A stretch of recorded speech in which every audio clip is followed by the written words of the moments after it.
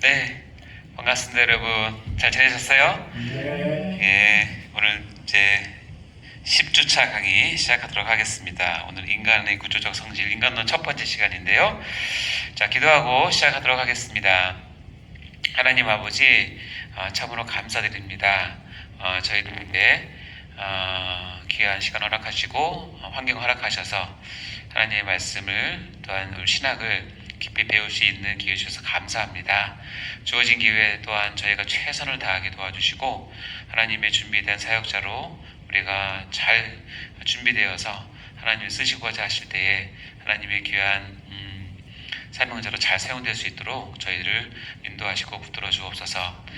각자가 처한 모든 환경과 처지 가운데서 어려워하지 않게 도와주시고 아버지 또한 귀하게 피할 길을 허락하시고 안내해 주셔서 정말 이 길을 가는데 걸림돌이 되지 않도록 용기와 희망과 하나님의 귀하신 섭리를 우리가 허락하여 주시길 간절히 바랍니다.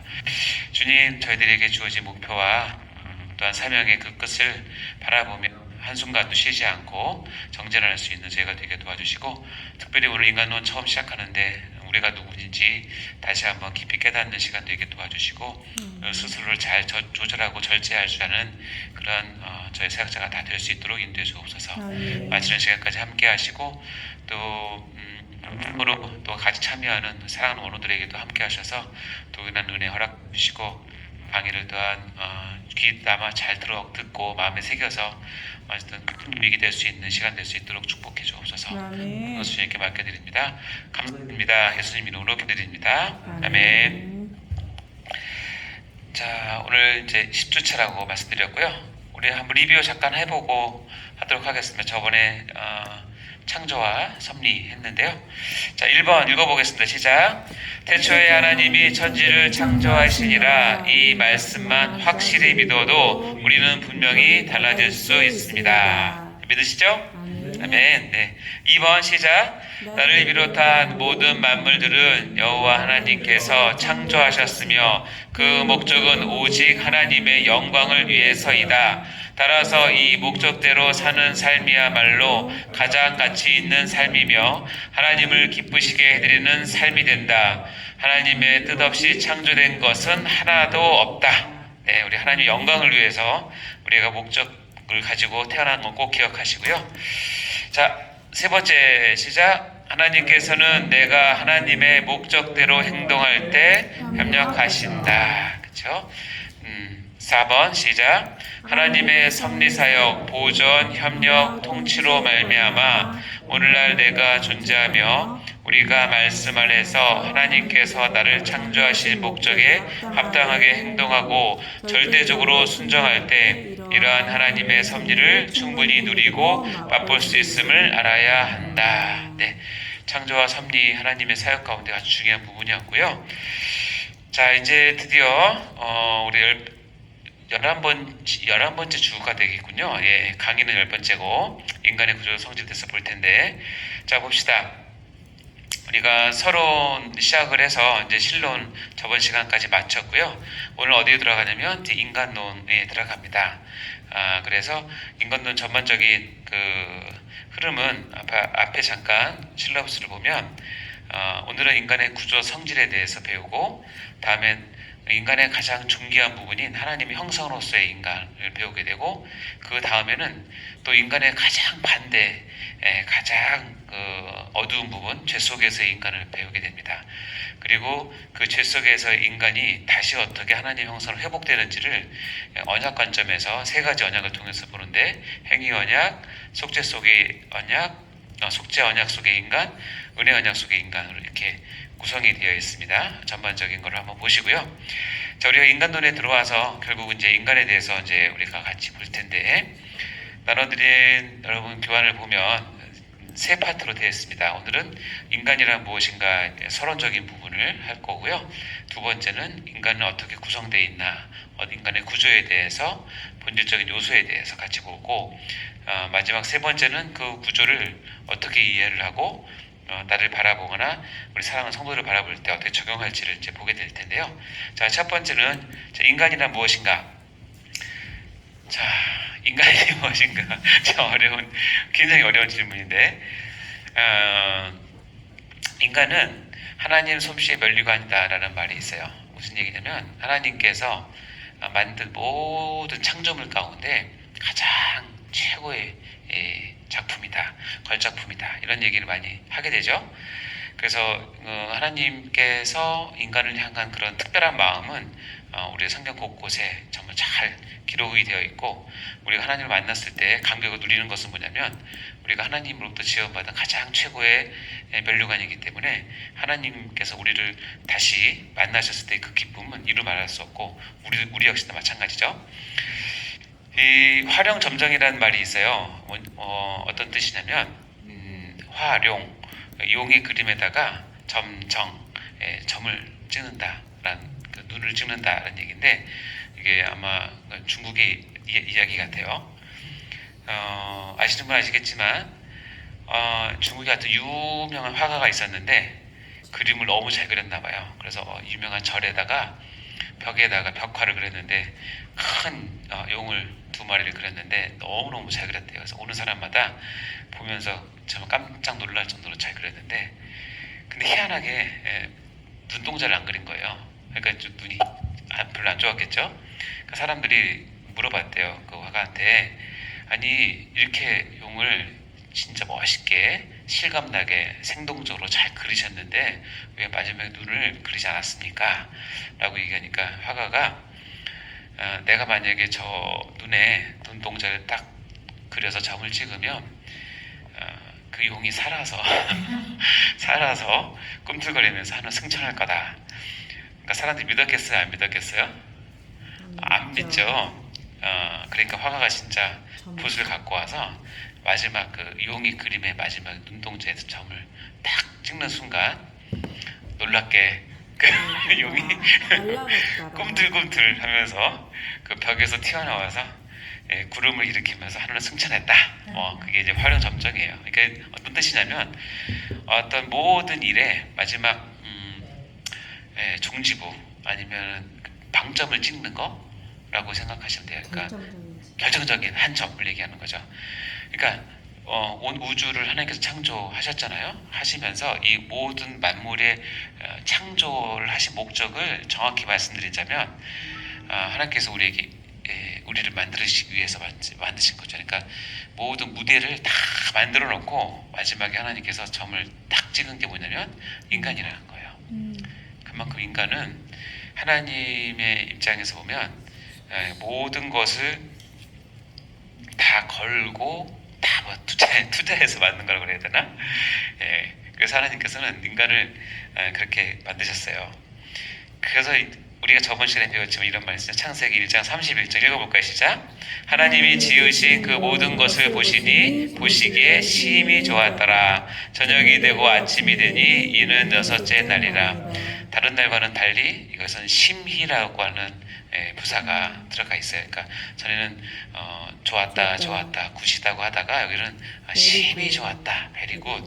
이유는 뭐냐면 6째 날에 하나님의 창조의 마지막 방점, 면류관인 인간을 만들고 나셔서 하나님이 그렇게 좋으셨나 봐요. 얼마나 좋으셨는지. 하나님께서 인간을 만드시고 또 저와 여러분을 만드시고 아마 너무 좋으셨나 봐요. 전라도에서는 억수로 좋다고 그랬겠죠. 허벌나게 좋다고. 징하게, 겁나게, 거시기. 우리 때는 따봉이라고 많이 썼는데 요즘 잘 안 쓰더라고요. 하여튼 내기를 이런 부사를 써도 하나님이 그 마음을 다 표현 못할 것 같은데, 근데 참 재밌는 건 뭐냐면 하나님께서 이렇게 기뻐하면서 창조했던 인간이 우리가 잘 알겠지만 진짜 최상에서 가장 또 바닥으로 떨어지게 되잖아요. 그것이 하나님께서 가장 싫어하시는 이 죄라고 하는 것이 하나님과 우리 사이에 들어옴으로 말미암아 단절이 되죠. 그래서 인간은 양측면이 있어요. 하나님께서 심히 기뻐하는 측면이 있지만 하나님께서 마지막에 진짜 영원한 벌로, 징벌로 저주를 하는 그런 존재일 수도 있다는 거죠. 그러니까 극단과 극단이 있는 게 인간이에요. 그래서 인간론을 본다. 라고 하는 것은 이 양쪽을 다 이제 우리가 봐야 되는 거죠. 그래서 이제 인간론에서 다 다루게 됩니다. 자, 우리가 이번 이제 앞으로 4시간, 5시간 정도는 인간론에 대해서 배울 텐데요. 우리 인간학 또는 인류학과는 다른 점이 있어요. 차이가 뭔지 아세요? 예, 인간학이라고 하는 것은 인간 존재를 중심으로 인간의 어떤 삶의 반경을 중심으로 인간에 관계된 모든 재반 학문을 다 인간학이라고 얘기를 해요. 그러니까 인간을 가장 근본적으로 다룬 인간의 육체를 다루는 의학, 그렇죠? 그다음에 심리학, 또 그렇죠? 그다음에 법학, 인간의 어떤 예술적인 거 다루는 뭐 미학, 음악 이런 거 다 경제 이런 거 다 인간학이에요. 인간과 관계된 모든 학문이에요. 그래서 인간학은 하나님께서 우리에게 일반 은총으로 주신 지성과 이성을 통해서 인간 스스로도 많이 이것을 개발을 하고 과학적으로나 문학적으로나 여러 면에서 발전을 해서 우리의 삶을 윤택하게 하고 또 하나님께서 우리에게 일반 은총 주시는 많은 것들을 더 풍성하게 잘 누릴 수 있는 혜택은 분명히 있어요. 그래서 인간학 자체도 아주 뜻 있는 학문이고 중요하죠. 근데 우리는 우리 신학교에서 인간학을 배우진 않죠. 우리는 뭘 배우죠? 인간론을 배워요. 그러면 차이가 뭐냐는 거죠. 인간학은 인간의 모든 것을 다뤄요. 한 가지만 빼고. 그게 뭐냐면 죄에 대한 부분은 다루지 않아요. 그래서 아무리 대학이나 대학원이나 어떤 전문 기관에 가도 인간에 대한 많은 것들을 깊이 전문적으로 다루고 그런 어떤 학문적이고 실용적인 것들을 우리가 많이 얻을 수 있지만 거기서 가르치지 않는 건 뭐냐면 죄는 가르치지 않는다는 거예요. 그런 데서 너희가 죄다, 죄인이다 이런 걸 가르치지 않잖아요. 근데 반면에 교회에서는 인간론을 가지고 우리가 이제 목회를 하고 우리 나 자신도 이것을 비춰봐야 되지만 여러분이 섬기고 있는 교인들, 성도들 그리고 우리 아이들을 인간론 관점에서 볼 줄 알아야 돼요. 무슨 얘기냐면 그것이 없으면 우리 교회 부서나 아이들을 인간학으로 가르치면 교회가 뭐가 되냐면 또 하나의 학원이 되는 거예요. 그러니까 절대 그러시면 안 돼요. 그거는 이미 세상에서 다 가르치게 돼 있으니까 거기다 맡기고 거기서 안 가르치는데 하나님과 인간의 관계에서 가장 중요한 그 초점이 뭐냐면 결국은 죄거든요. 그 문제를 해결하라고 하나님께서 교회를 통해서 진리를 가르치고 또 우리가 따로 여러분이 또 인간론을 배워서 인간에 대한 이해를 풍성하게 하는 거잖아요. 그러니까 교회에서 자꾸 죄를 가르치지 않고 거기다 다른 것들을 넣어서 너희들을 부유하게 해주고 풍성하게 해주고 재밌게 해주고 유쾌하게 해주고 즐겁게 해준다고 하는 것은 거짓 가르침일 가능성이 많아요. 그러면 안 되죠. 물론 진리를 가르치는 뭐 짬짬이 부수적으로 그걸 할 수 있지만 그러니까 인간론의 핵심은 뭐냐면 죄에 대해서 가르쳐요. 그래서 어떤 분들은 인간론을 인죄론이라고도 불러요. 그만큼 인간론에서 핵심은 뭐냐? 우리는 하나님 앞에 보다 죄인이다. 우리는 철저한 죄인이고 죄가 해결이 안 되면 죽을 수밖에 없는 존재이고 죽어가고 있는 것이고 우리는 이 죄에 대한 분명한 인식과 고백과 해결함이 없이는 이 다음에 배우는 기독론, 구원론, 교회론은 아무 의미가 없어요. 이게 해결이 안 되면 아무것도 안 되는 거죠. 그래서 인간론은 우리가 철저하게 인간의 하나님께서 우리를 어떻게 보시는지를 하나님 관점으로 깊이 들어가서 하나님 마음을 배우는 거예요. 아까도 우리가 배웠지만 우리 원래 존재는 하나님께서 심히 허벌나게 좋아하시는 그 존재인데 왜 우리가 이렇게 되어서 이렇게 됐는지를 이제 인간론에서 이제 차근차근 배우게 되는 거죠. 이 인식이 왜 중요하냐? 첫째는 저도 그렇지만 여러분도 이제 또 소명을 받아서 여기서 신학 공부를 하시는 여러분도 내가 죄인인 것에 대해서 깊은 인식과 그리고 그 해결함 없이 그리고 날마다 나에게 쏟아지는 죄에 대한 본성에 대한 어떤 다스림 없이 절대로 사역자 길을 갈 수가 없어요. 그 날마다 여러분이 고백을 해야 되는 건데 그게 어디서 오느냐? 인간에 대한 바른 이해에서 오게 돼요. 인간에 대한 바른 이해가 잘못되면 뭐가 잘못되냐면 교회론이 잘못되게 돼요. 왜냐면 그런 한 사람 한 사람에서 교회를 이루기 때문에. 교회론이 잘못되면 결국 하나님 나라와 하나님의 영광은 우리를 통해서 이루어지지 않기 때문에 그 근본이라고 볼 수 있죠. 그래서 인간에 대한 이해, 바른 이해가 너무 중요하다. 다시 한번 강조를 드려요. 자, 두 번째는 인간의 본질적인 요소를 볼 거예요. 뭐냐면 인간은 어떤 구조로 되어 있는지를 아는 것은 어떻게 보면 베이스라고 볼 수 있죠. 자, 크게 여러 가지 우리 교리체에 보면 여러 가지가 있는데요. 그냥 크게 두 가지로 이렇게 소개를 하자면 하나는 3분설이 있고 하나는 2분설이 있어요. 그래서 인간의 구조는 세 부분으로 구성되어 있다라고 주장하는 게 3분설이에요. 하나는 육체, 하나는 혼, 하나는 영. 그래서 body, soul, spirit이라고 하는 세 개의 요소로 구성되어 있다. 3분설이고, 그렇지 않다. 인간은 두 개, 즉 육체와 영혼으로 되어 있다라고 주장하는 것이 2분설이에요. 여러분 3분설이 더 많이 와닿으세요? 2분설이 와닿으세요? 그렇죠. 여러분 많이 배우셔서 3분설, 그러니까 결론적으로 결론을 얘기할게요. 얘기하면 3분설이든 2분설이든 일단은 뭐 3분설을 한다거나 2분설 한다고 해서 이단이라고 얘기하진 않아요. 둘 다 상관식 근거 있다고 판단을 하니까. 그러나 우리가 지금 몸담고 있는 개혁주의, 특히 이제 장로교, 총신, 합동 측은 일단은 교리적으로는 2분설을 더 지지를 합니다. 3분설은 왜 우리가 익숙하냐? 왜 익숙하냐면 여기 보면 3분설 자체의 개념은 우리가 고등교육을 배울 때 이 3분설에 기초를 해서 모든 학문을 배우기 때문에 익숙해요. 뭐냐면 이건 헬라 신학이라기보다는 헬라 철학에서 유래를 했기 때문에 인간은 육체가 있고, 죄송해요. 모든 것은 육체가 있어요.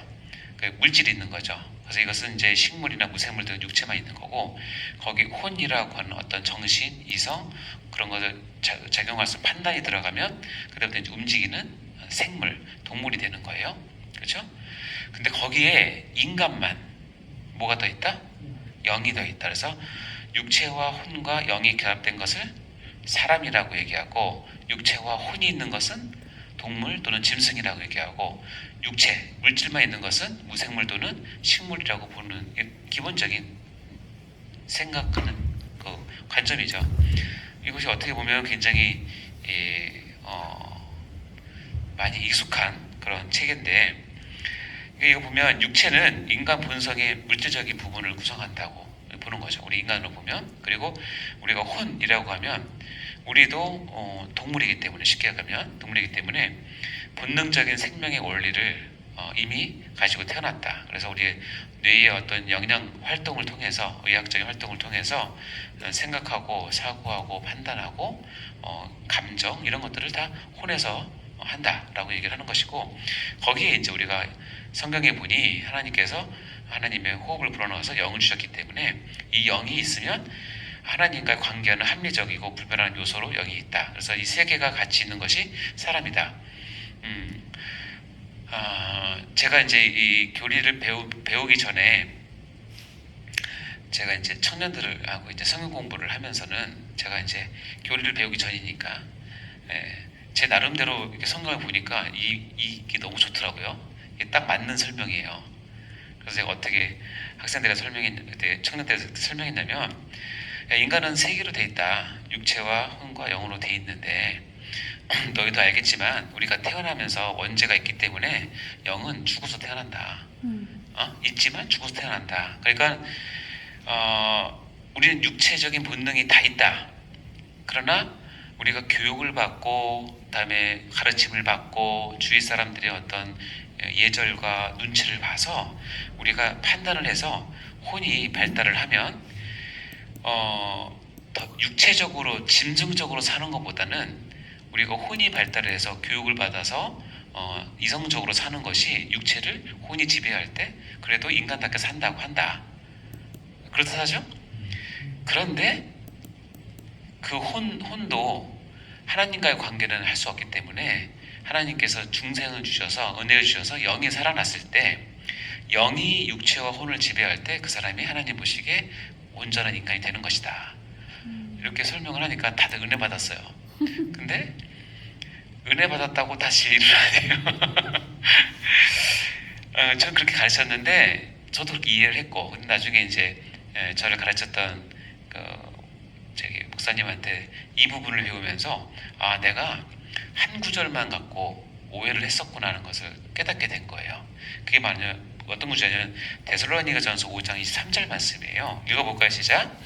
평강의 하나님이 친히 너희를 온전히 거룩하게 하시고 또 너희 온 영과 혼과 몸이 우리 주 예수 그리스도께서 강림하실 때에 흠없게 보존되기를 원하노라. 저 이 구절을 읽고 알았기 때문에 그렇게 설명을 자신 있게 했죠. 실은 이 구절이 삼분서를 주장하는 구절이에요. 근데 어떻게 보면 유일한 구절이기도 해요. 여기 영과 혼과 몸을 분명히 구별해서 얘기를 했으니까. 그래서 그렇구나 생각했는데 그래서 삼분설 주장하시는 분들은 이 구절을 가지고 주장을 해요. 그래서 삼분설도 뭐 이단이라고까지는 얘기하진 않아요. 우리가 받지 않지만. 그리고 또 하나의 구절을 그분들이 내는데 뭐냐면 히브리서 4장 12절 말씀이에요. 읽어볼까요? 시작. 하나님의 말씀은 살아있고 활력이 있어 좌우의 날선 어떤 검보다도 예리하여 혼과 영과 및 관절과 골수를 찔러 쪼개기까지 하며 또 마음의 생각과 뜻을 판단하나니. 여기 보면 혼, 영, 관절과 골수가 있어서 삼분설이다라고 얘기하는데 이건 또 해석하는 방법에 따라서 혼과 영을 이렇게 묶고 뒤에 관절과 골수를 묶으면 이게 이분설의 해석도 될 수 있어요. 그러니까 이거는 삼분설만 지지한다고 보기는 좀 어렵고 아까 읽었던 데살로니가 전서는 분명히 세배교로 돼 있어요. 근데 참 결론적으로 얘기하면 다른 성경은 이렇게 안 했는데 왜 이 구절만 했을까 잘 모르겠어요. 여러분 천국 가셔서 사도 바울 만나시면 제가 질문 몇 가지 적어놨는데 이 구절을 물어보고 싶어요. 왜 이렇게 적으셨는지. 뭐 뜻이 있겠죠. 어쨌든 이 두 구절이 그나마 삼분설 지지하는 것이고요. 그런데 왜 우리 개혁주의는 이분설을 더 우리 인간에 대한 구조에 대한 설명으로 우리가 받아들이느냐? 이제 그거에 대한 설명을 해드릴게요. 자, 결론을 얘기하면 성경 자체는 이분설을 더 강력히 말하고 있어요. 그러니까 뭐냐면 인간을 표현할 때 어디에는 육체 플러스 영으로 표현해요. 어느 부분은 육과 혼으로 표현해요. 어느 부분은 육과 영혼으로 표현해요. 이 세 가지가 섞어서 특별한 차이 없이 사용되고 있어요. 그러니까 이거는 어떻게 분명하게 틀리다 맞다를 얘기하기가 어렵고 이것이 섞여 있는데 결국 이 세 가지 섞여 있는 것은 다 두 가지 이분설을 강력히 얘기하고 있는 거죠. 자, 볼까요? 로마서 8장 10절에 보면 일단 이분설 중에서 인간을 육과 영으로 표현하는 경우에요. 8장 10절 읽어볼까요? 시작. 또 그리스도께서 너희 안에 계시면 몸은 죄로 말미암아 죽은 것이나 영은 의로 말미암아 살아있는 것이다. 예, 그리스도께서 너희라고 하는 이 너희 교회에 있는 성도들은 위에는 몸, 아래는 영으로 얘기하는 거죠. 그러니까 그 성도를 몸과 영으로 이렇게 표현을 하니까 인간은 몸과 영으로 되어 있구나 이렇게 알 수 있죠. 고린도전서 5장 3절과 그리고 5절에 보면 자 위에를 보시면 이렇게 된다. 내가는 바울이에요. 내가 실로 몸으로는 떠나 있으나 영으로는 함께 있어 거기에 있는 것 같이 이런 일을 행한 자를 이미 판단하였다라고 하면서 사도 바울 자신을 표현할 때 몸과 영으로 표현을 해요. 그리고 그 다음 구절에 보면 이런 자는 뭐냐면 사도 바울과 같은 자가 아니라 교회에서 분란 일으키는 자들인데 이런 자를 어떻게 해요? 사단에게 내어주었으니 이는 육신은 멸하고 영은 주 예수의 날에 구원을 받게 하려 함이라 라고 하면서 이런 자도 어떻게 보면 육신과 영으로 표현하는 거죠. 혼은 지금 없어요. 그럼에도 불구하고 사도 바울을 표현할 때나 교회에서 어떤 분란을 일으키는 사람들을 표현할 때 육과 영으로 표현한다는 것이죠.